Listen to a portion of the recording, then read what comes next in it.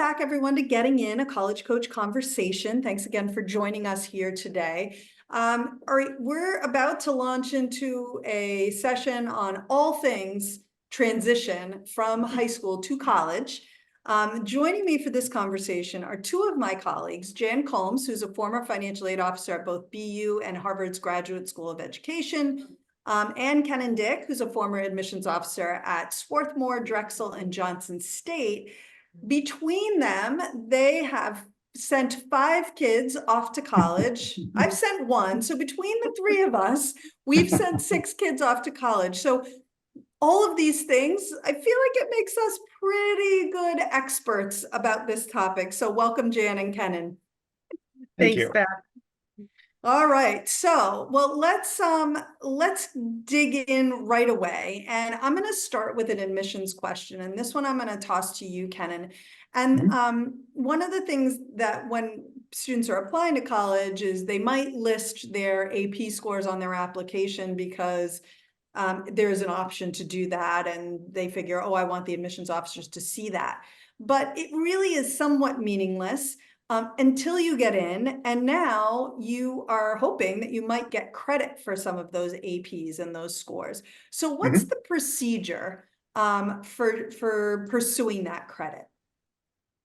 Usually this is going to be something that the students will do with their advisors during the orientation. But one of the ways that students can facilitate this process is to make sure that the official scores from the College Board have been sent to the school in question. So if they're at UMass Amherst for their orientation, or they're planning on going to the orientation, then when those scores become available after your senior year, which is typically in July, that they can make sure that they send them directly from the College Board to the institution. They'll need those official scores. Yeah. Then it's usually going to be sitting down with your faculty member, your advisor during orientation, and going through their policy for which of those AP exams they will accept for college credit. Also note that sometimes they will not grant that credit until it's been fully processed, which sometimes means that you won't see that on your official transcript for the school until the spring semester. So that's a pretty common practice as well.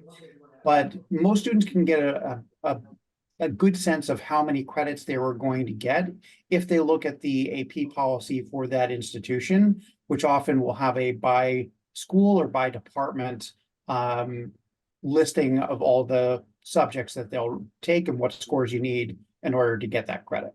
Right. So don't waste your time if the school's not giving credit for 3. Right? Like take a look at that, and then you can pursue the credit if you have the scores that you might get credit for. So, okay, all great information. As we talk about APs, it makes me think about the fact that if you do get enough credit, that you might actually be able to shorten your time to graduation, which of course saves you money, which of course makes me think about finance. And Jan, I have a question for you. And the first question I have, well, it's about the bill. And one of the big questions I have is, when does that first bill typically come? And, should a parent be prepared to pay the whole thing? Can they pay it monthly? What can you tell us about that first, the first payment that you're going to make to college? Right. So the bills will be coming fairly soon, just to prepare people. So if your student is starting in September, likely the bill will be due sometime in August, and the student will actually receive that bill usually around the first week of July. Now, if your student is attending a college that might have an earlier start date, maybe they start in August, it's going to be kind of scooched up a little bit quicker. So prepare for that. But at most schools that are 2-semester schools, think about that first week of July. So around July 4th is when you're getting that bill. Okay. And that bill is just going to be for the first semester. And this is something I do like to tell parents, the bill actually goes to the student. So from here on out, all of that wonderful communication from the college is going to the student. So please, parents, don't wait for that bill to arrive in your mailbox or in your email box because it's gone to your student. So remind them that they need to communicate with all of these really important financial notifications, that students need to forward it to their parents. or make them a proxy on their account so they actually get the information themselves. But it's coming soon. So kind of think about early July or even a little earlier in some cases. And then typically families have about a month to kind of settle that bill. Yeah. You had asked, Beth, is it just for, one semester or the whole year? It is just for the first semester or first term or first trimester, whatever model the school is using. And essentially that is what will be due initially. You will see all of the direct billed expenses just for that. I'm going to say semester because that's the most common model, right? Right. You'll see this tuition for the first semester, all of the variety of fees for the first semester, and then the meal plan and dormitory if your student is living on campus. So you'll see all of those charges. And then hopefully, if your student has received a scholarship or they're taking out a student loan, or they've received a need-based grant, for example, you should see the first half of those listed as anticipated credits on the bill. And that way you can say, hey, I've got these charges, I have these credits, this is what I owe to the school. And then you can make a decision as to how you wish to pay. Are you taking it out of a 529? Are you looking for another loan? Are you using cash from somewhere else, or are you paying monthly that you mentioned through a payment plan? So lots of different options. And really quickly, because you just mentioned it, the whole concept of maybe you're going to get a loan. When should parents be applying for that loan, right? The bill right now we're in May. Hopefully, I mean, this year has been a bit of a disaster with the FAFSA, so not everyone may know yet where they're going. They may not know yet what their financial aid package is, but let's just kind of go to a better place and imagine that you do know all this information. When should parents be thinking about applying for loans in order to help pay the balance? Sure. So I'm glad you asked the question, but I'm also glad that you mentioned FAFSA, Beth, because when we're talking about loans, FAFSA, when we're Yes. talking about loans, I'm always going to encourage that the student maximize what they can take from the federal student loan program first and foremost. And that does mean suffering through completing the FAFSA. Normally it's not an issue, but have the student complete the FAFSA and take out what they can in the federal student loan program. Right. And so for year one, that's $5,500. If the family needs more than that, then yes, there are a number of different loan programs available, both for parents as well as where parents and students can borrow together. I would say allow a solid 2 weeks. So if your bill is due sometime middle of August, I would say at the absolute minimum, make sure you're applying for loans by, last week of July. But if you have your bill and you see your aid come off of it and you know what you have in a 529 or cash flow or whatever it is, apply as soon as possible. But it does take about 2 weeks. So that is usually sufficient because everything is done online. But allow at least that if you want things to go smoothly. Right. And we're not talking about this today because we couldn't possibly cover this and all of the other things we want to, but we have talked about loans in the past. We have talked about not going crazy into crazy debt. So I'm just going to throw the plea into the ether to please don't allow your child to choose a school that's going to put you both into an incredible amount of debt if you can avoid it. Anyway, we're going to move on. Kennon, let's go back to you on this one. All right, so Jan just mentioned meal plans because that's going to show up on the bill. What's your advice on kind of looking at the meal plan options and any thoughts on what to do if a student has food allergies, things like that? Like, how do you kind of go about thinking through those pieces? Yeah, good question.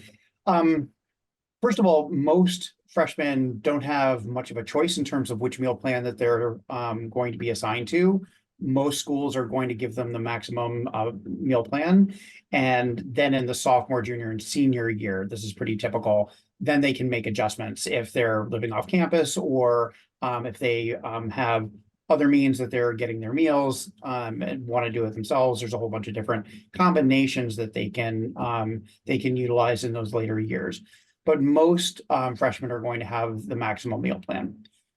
When it comes to food allergies or special diets, that's one thing that I do strongly suggest to parents that they do that investigation in the selection process. So when you're looking at colleges, it's not a bad idea, especially if you have these types of dietary needs and or allergies, that you're looking at schools that are going to be able to accommodate that pretty readily from the beginning. There are some schools that do this really well and have everything from kosher meals to vegan and vegetarian, all sorts of different options that students can choose from, and multiple options each cycle for them to choose in terms of lunch, dinner, etc. Most colleges are very much in tune with especially peanut allergies and nut allergies and things of that nature. So they're usually designated as nut-free options so that students know exactly what's in those foods. But that's something that I would strongly suggest that they look at as they're selecting schools to make sure that they're going to meet those dietary needs. So some schools do it really, really well. Other schools meet the kind of basic minimum. I know with my daughter's school, there weren't that many. If you were a vegetarian, you had very limited options every time. And sometimes you would see the same meal pop up 2 or 3 times a week. So again, doing due diligence and making sure that those options are there for you is highly suggested. Yeah, and if you are a student with significant food allergies, please make sure you have your EpiPen, make sure it's up to date, right? And because and probably you want to check in, make sure you know where to go if you do have an issue with health services and things like that. Kennon, I don't know if you have any thoughts about accessing health services. That as a parent, it can be a terrible thing. Your child is away from home. They're sick maybe for the first time and you're not there. Right. Any advice that you could give? I've experienced this, but I would love to see what, if you have any thoughts, and Jan, same to you. Yeah, and I know that Jan has experience with this too. And I think the key for parents is to make sure that you have listed these contact numbers in advance. What often will happen is that you need to get in touch with campus security, you need to get in touch with the RA or health services, and you're doing a mad scramble to find these contact numbers, at 3 o'clock in the morning when, you need them. So again, before your student goes off to college, before these needs ever arrive, make sure you have that contact information. And one of the things that I found is that, and with all of my kids, the RAs have been really good about sharing their contact information. So if there is an emergency, there's someone on the hall that I can get in touch with that's responsible for that. If it's a 911 style emergency, then campus security is usually going to be the one that you call at 3 o'clock in the morning. The health services are closed, psych services are closed, the RA is probably asleep, etc. Right. So if it's that type of an emergency, then campus security is usually going to run point for that. But make sure that you have all those numbers in your phone ready to go so that it's not something where you're wasting valuable time trying to look this stuff information up. Right, absolutely. Great advice. Jan, anything that you would add to any of that? Yeah, and just someone who did have sons that landed in the emergency room. I think what was helpful to us when it did happen is prior to them leaving, I made sure that they each had a copy of their insurance card. So you know how sometimes a family might just have one card for the whole family. So we ordered extra cards so that each kid had it, in their wallet. But I also, knowing that they don't always carry their wallets, I had them take a picture of their insurance card, so it was always on their phone. And so when number one kid ended up twice in the emergency room, he had his phone, of course, but not his wallet, so he could show his insurance card. So that is something that worked well for us. Right. And I think, generally speaking, I think it's a good practice. I also think that it's important for kids to understand their medical history, right? And they may not know if there's a diabetic in the family or someone that had some significant medical situation, and that might be important. So just letting kids understand kind of in general, medical history is super important. And then also just setting up an account at the local pharmacy. You know, if they're sick and they need an antibiotic, I mean, who wants to run around trying to deal with that at that point in time? So have it set up at their local pharmacy so that they can get medicine quickly if they need to. So those are 3 things that we did that kind of let me sleep at night. I have I to love say, this. Very whenever we have these conversations, I'm like, ooh, I didn't do that. Ooh, I didn't do that. Ooh, I should do that. So I'm making a little list, but it's also, I'm feeling a little like a bad parent right about now. One thing actually that did occur to me though, is you were talking about insurance and having a picture of your insurance card. I do want to talk about the schools. They offer insurance, whether or not you have to take it. And Jana, I will have you answer that. But before we do that, I will say that because I'm divorced from my son's dad, we actually decided to go with the insurance from the school because it kind of ended a challenging, not a challenging, but instead of it's, oh, I have to cover him with insurance or his dad needs to cover him with insurance, he now has insurance through the college and it's not affiliated to either of us. And so just to throw that out there for any divorced parents out there, maybe this is a sticking point or a challenge that you are facing, this is actually for us proven to be like really helpful because now we don't have to worry about it. He just has it through the school. But I've kind of stolen your thunder a little. You don't have to take the insurance offered by, Right, but that correct? is a great suggestion, Beth, of how in some cases it may absolutely be appropriate. Mhm. But also, and you've touched on it, is that people do have a choice. So it is important that families understand that by law, the college does have to bill them and kind of sign them up for that college-sponsored health insurance program. But students always have the option to opt out. And usually they have to do it by July 1, so be cognizant of deadlines. The school sponsored can be $2,000, $3,000, $4,000, depending on the plan and the limits of coverage. So if someone is already covered on their parents' health insurance from their parents' employer, they may not need it. So they can waive it, saving that, $3,000 to $4,000 a year. But what I do encourage people to do before they just automatically waive it is look at coverage. So, for example, one of my children attended college in my resident state. So there was no issue of coverage. Everything was in network. He was only an hour away, no big deal. My other son went out of state. And so I remember looking to make sure that if he ended up in the hospital, well, was that in network or out of network? And so kind of check what your own policy covers if they're out of state, just to make sure you're not going to get slammed with an emergency room visit. So check out all that, compare, contrast, but just know that absolutely families have a choice for sure. And I actually also think one important thing, if you know you are going to waive it, you need to waive it in time, right? Because I'm now in a parent group for my son's college, and every year I see people saying, we didn't waive the health insurance. Does that mean we need to have it? Now we need to pay for it. And the answer is, yeah, if you didn't get in there and waive it soon enough, you may be on the hook for at least a semester's worth of Yeah, the it's usually insurance. July 1, but that could vary depending on enrollment dates and all that. Yeah, Yeah, so good advice. 100%. Kennon, what about you just mentioned some really great resources to have on campus in case of an emergency and people to call. What about something if students are struggling a little academically, looking for help on that front, they're not sick, they're just not doing well in organic chem or things like that. Right. What's your advice on seeking out academic resources? Great question. I think number one is that most students know where their weak spots are going to be going into college, right? They know that they're strong in math or they're weak in math or whatever the case may be. So they usually know ahead of time where the potential is for struggle. And what I encourage students to do is to look for those resources before you even get to college. But look for those resources, know what they are prior to that first day. And if you're thinking that you'll need a math tutor for your math course, then go ahead and get registered for that. Oftentimes you can do that during the orientation process and kind of get in the queue for that on-campus tutor.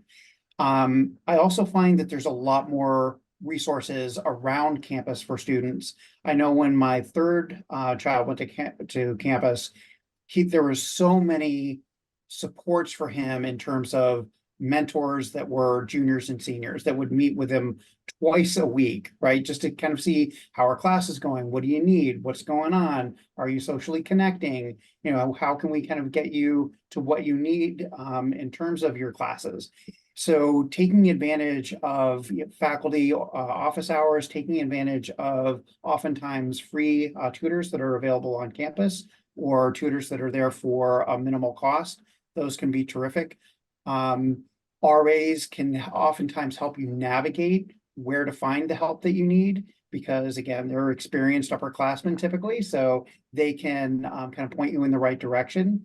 But I think the faculty are probably the most utilized resource in some ways. That the faculty can be great, not only for your classroom experience and making sure that you understand the things and utilizing that office hours. Many of the faculty will meet with you outside of those office hours. So I know with my daughter, she met with her faculty all the time, right? Go to lunch, meet after class, before class, etc. And they're just always available. But also just in terms of the co-curricular opportunities as well. Faculty can be a terrific resource there too. My Yeah. favorite example of that was a student was interested in biomedical engineering and wanted to do some research in it. And just so happens that my next door neighbor was a faculty member in biomedical engineering.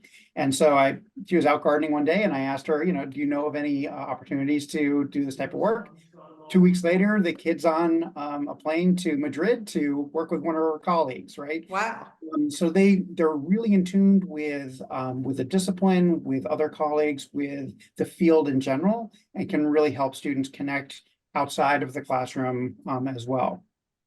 But I think that sometimes it can be intimidating for students to go to a faculty member, you know, because, you know, there's just this kind of just challenge and kind of you know, connecting with someone of that type of stature, or the way that they build it up in their minds. So, but these are people who are dedicated to working with teenagers, right? That's what they do. Yeah. And so oftentimes, you know, you go and you meet with that person, you realize that they're not nearly as scary as you might thought. So I would definitely have students reach out to their faculty members, have a relationship before they need it, right? So, Yes, of course. you know, don't approach them for the first time when you're in real trouble and need, you know, help with that test that's due, you know, that's coming up tomorrow. You know, get in touch with them earlier than that. But those would be kind of my go-tos in terms of that. But certainly there are resources like writing centers on campus, so students can turn in pieces of writing and get feedback. Oftentimes they are going to be department centered. So there'll be a tutor that helps you with a history paper and how to write a history paper versus a chemistry lab report, right? So oftentimes it'll be information that's in the style of that particular department. So lots of resources. If you look at the first month on many campuses, there'll be time management workshops, all sorts of different things that students can take advantage of to help them be successful in that first semester. Yeah, and I think as a parent, if you could at least just point it out to your student, right, that it's happening, they will either go or they won't, but at least, you know, if you're sitting here as a parent saying, how can I help? That's one thing that you can do, is sort of, you know, look online and see what's being offered. In a perfect world, your kids will be doing that. But if you feel worried that they won't, and it's something they're really going to need, that might be something worth looking into, but letting them know about so they can take advantage of it or not, right? At this point, it is kind of time to lift off. Really quickly, before I move on to a couple of questions I have for Jan, what about an IEP or a 504 plan in terms of bringing something that you've had in high school to the college level? Basically, it should operate the same way that it did in high school. I think the biggest challenges for most students is that they are on their own, so they need to advocate for themselves more often. The biggest breakdown that I've seen between the student and the resources that they need is typically just that the faculty member didn't know or wasn't in the loop. So many students will have to just approach their faculty member, go to office hours again, schedule that time, and just make sure that they're fully aware of the documentation and what they need for supports. And typically, the faculty are pretty good about enacting that in their classroom. One typical thing that I also see is that most colleges and universities will want the documentation that the IEP or the 504 plan is based upon to be no more than 3 years old. So if a parent is approaching that mark, then they may want to think about having additional testing done or to have that revised prior to the student going off to campus. Yeah. But typically it's going to be the advocacy that is going to help them the most in terms of making sure those supports are there. Perfect.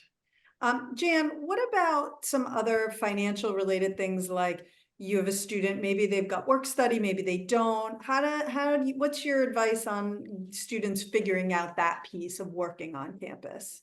Sure. So if a student was awarded the federal work study as part of their financial aid award letter, then they still need to find a job, right? So they might see on their financial aid award letter that they have $3,000 in federal work study funds that they can use during the academic year. So that's great. That's not something that can be deducted from the bill. The student actually has to secure a job, work the hours, and get paid. So I do encourage students, if they did receive a federal work study allocation and they are committed to working their first year of college, to not wait until they get to campus to start looking for a job, because those jobs are really popular. Offices all across campus, as well as the library and many different offices all around campus do have federal work study jobs. However, a lot of students have a federal work study allocation as well. So students should think about it, maybe put together a resume in the summer prior to heading off to school. Visit the Student Employment Office's website and look at the job posting board to see, because they might actually be able to apply even before they go to campus. They can start the process before going. And then, of course, if someone didn't receive federal work study, because that's a need-based program, so a student actually has to qualify based on being eligible from a financial perspective. Right. If not, students should know that there are lots and lots of different opportunities on campus just through regular campus employment. Oftentimes the athletic center employs all sorts of different students. I know my son worked at the athletic center and he didn't have federal work study. Oftentimes dining services has non-federal work study as well.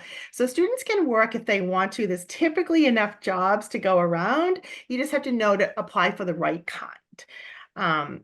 And you can start doing research online just to kind of get a jump on it. Absolutely. And just to kind of piggyback on faculty that Kennon mentioned, when the students are upperclassmen, they can also kind of link in with faculty. They oftentimes have grant funded positions. They have, like my oldest was a teaching assistant for one of his nursing classes. So those are paid positions that upperclassmen can do. Sometimes it's research assistantships, or they just have jobs in the academic area. So faculty would be another kind of great connection in addition to the Student Employment Office.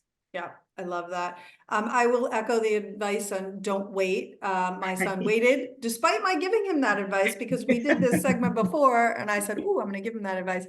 And Right. he was without a job for a good 3 or 4 months. Which was a little challenging, but luckily he had some funds left over from his work during the summer, so it wasn't Right. as terrible as it could have been. Right. With the time we have left, I did want to go around and sort of do a pearls of wisdom that you guys would have for parents who are about to go through what you've already gone through, in some cases 3 times. So Kennon, why don't you kick us off with whatever kind of pearls of wisdom you've gained? Pearls of wisdom. Okay, I think there's probably 2 things that I would say for this. One is that, and this was for all 3 of my kids, there was no hesitation for any of them to demand the independence that they felt that they deserved, right? That, at the beginning, as soon as they graduate, they're automatically college students and get all the freedoms of a college student. So kind of be prepared for that, to kind of, put the brakes on that a little bit, and also to have them earn it, start to do your own laundry, start to do all the different tasks, things that they're going to need to do when September rolls around. So I think making that transition and kind of getting them used to those responsibilities, I think is helpful. And, I think every time that we do this discussion, the more that they can make sure they're checking their email every day, make sure that they're getting the communications that they need off to you if you need to deal with it or sign off on different forms, etc. All that is going to be part of their responsibilities as well. The other thing that I would say, and this is kind of the pro tip that I thought was great, I got this from another parent, is especially if your son or daughter is going to a school that's kind of out in a rural area. So my oldest son went to Virginia Tech. This is the pro tip. Make sure that you find out what the dates are for graduation and parents' weekend now and reserve the hotels, right? Yeah. So when we went to parents' weekend, we were an hour and a half from campus because we didn't do that. Kennon, you So- stole my pearl of wisdom. I'm sure you have more. It's a good one. It's a good one. It's a great one. It's a is a major good one, issue yeah. where my son's at school too. Yeah, Yeah. that's So- funny. That's a good one. Yep. All right. That is perfect. It was on my list. All But right. that's great. Did you have anything else, Kennon, or do you want me to jump in? Go ahead. Oh, okay, super. Yeah. I think just it's so hard to let them go, right? In transition. I think just taking a deep breath, understanding that it will work out and they will become the wonderful little mature adults that they want them to become, and it really will work out. And as Kennon mentioned before, there's tons of resources on campus, so just knowing that information in advance. Also having a conversation with your student about how best what's the best time to communicate with them. Like with my sons, it was Sunday nights, right? Never early on a Saturday, never late on a Friday, but kind of upfront saying, okay, when are we going to touch base? Because it's not going to be every day. It's just not going to be. So we always did Sunday nights. So mom could feel good and everyone was on the same page. And also just having conversations about expectations, right? If your student is a scholarship recipient, do they understand their GPA requirement? Do they understand the expectations about grades as it relates to keeping that scholarships? And then talking about budgeting and how much that those summer earnings are going to carry them through, and just kind of having those financial conversations up front. I mean, I'm the finance lady, so this is why I mention these things, but just having those conversations up front so that there's no strife, right? So everyone understands expectations and what's going to happen moving forward. That was time well spent, I'll say, when I had those conversations with my kids. Yeah, I think those are all really great. You guys actually covered a few of the pearls of wisdom that I had, or that I was thinking of sharing. But I think for me, the big thing is that kind of establishing expectations. I think also when one thing that my parents did that I actually really appreciated when I went off to college was that when I got home, I used to have a curfew and then that was gone. The idea that, well, you don't have one in college now, and so when you come home, you won't have one. And I really appreciated that. And it actually made coming home kind of more fun, a lot easier. So thank you both for being here today. I very much appreciate it. Great advice. You've done this many times and it shows, so I really appreciate it. I want to thank all my guests. Next week, Ian is hosting and he's going to be talking all about social media in the college process. And if you are interested in learning, if we've covered a topic of interest, we blog about every single podcast. So you can go to our blog and search there, blog.getintocollege.com. And remember, we're here every Thursday at 4 p.m. Eastern and 1 p.m. Pacific.